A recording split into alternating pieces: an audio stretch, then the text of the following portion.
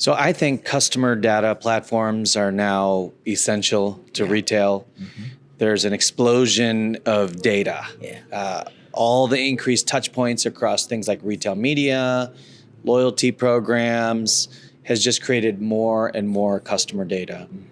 And so you need technology that can store that data, that can unify customer data, and help you, quite frankly, activate against that data. And so I think a CDP is critical. And the value that I see it deriving, one, it helps you keep data safe and aligned with whatever privacy regulation there might be. Two is it can help a retailer derive new insights, insights that they didn't have easy access to. And then three, it helps you optimize how you connect with your customers, whether it be through email marketing or paid media or your retail media business. I think many companies start to prepare for the CDP, but they don't know how to use it, CDP more efficiently. So to do that, not only just collecting the data, maybe we should conduct some kind of maybe based on the marketing hypothesis, approach to that some kind of customer. For example, you set it by email or like using the marketing automation tools and see their reactions and maybe those kind of incremental action transaction maybe that elaborated our marketing techniques but still I think we didn't have enough transaction or enough practices, and we have to move on to that let's use a CDP and do something and make some kind of create great customer experiences. Then maybe I have to say trend of that utilizing that the CDP in Japanese market is keep expanding. We have to go in for that. I share some examples of my past as a former chief marketing officer leveraging a CDP, and I share this example. When I joined a retailer, we used to send one email a month to 300,000 customers, and that was it. Over time, as we led a digital transformation and we grew our customer base and we implemented a CDP, 5 years later, we were sending 200 million messages a month to multiple customers. Wow. Right? So a CDP enables you to connect with customers in a much more personalized way. And at the same time, right, you can do it in multiple marketing strategies can conduct it. That's great. That's great. And one of the things I used to think about as a chief marketing officer is this concept of one to all. So one message to all customers, one to some. So think about segmenting your customer base and sending one different message to each of those.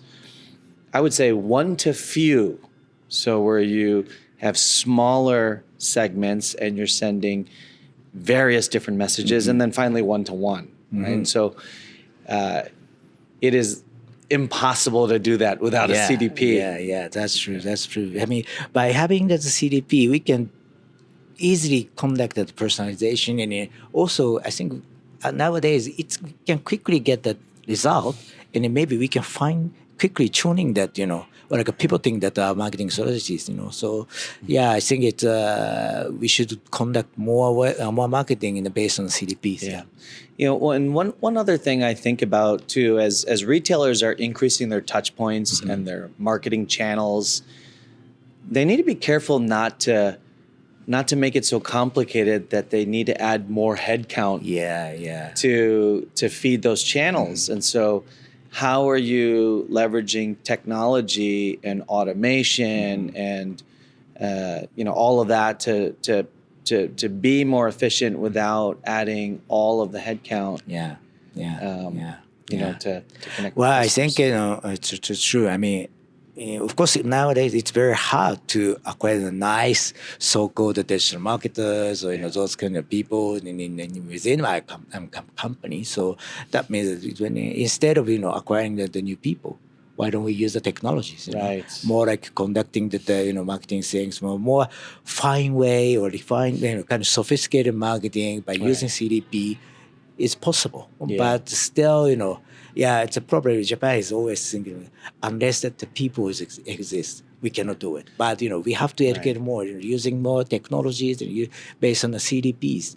We can do that many sophisticated marketing without increasing at the headcount. Yeah. Another really practical example I like to share is we had this concept called triggers. So when we observed a very specific behavior in the transaction data, it would trigger the CDP to push a different message. So, for example, we're running a 2 for $3 campaign, but a customer only bought 1. And we see that in the transaction data or the loyalty data, and it triggers the CDP to shoot a SMS to say, next time buy 2, save X amount of dollars to buy 2. And those are really practical examples of how to operationalize a CDP in your business every day. I think that kind of segmenting customer, and also that offering that the different kind of benefit is very important. In my also case at the past experiences, I kind of give some same kind of offer for the Apple purchasers, and but my mistake is I gave that the nicer value coupon to the high loyalty people. They buy a lot, but they couldn't come for like several months. But I gave the very cheaper coupon to the lower customers segment, but they buy a lot and they kind of activate it and coming back to the stores. That's kind of things. But anyway, based on the CDP, we can get the data. We can get those kind of past experiences also inside of the CDP. We can keep refining the marketing strategies. That's true.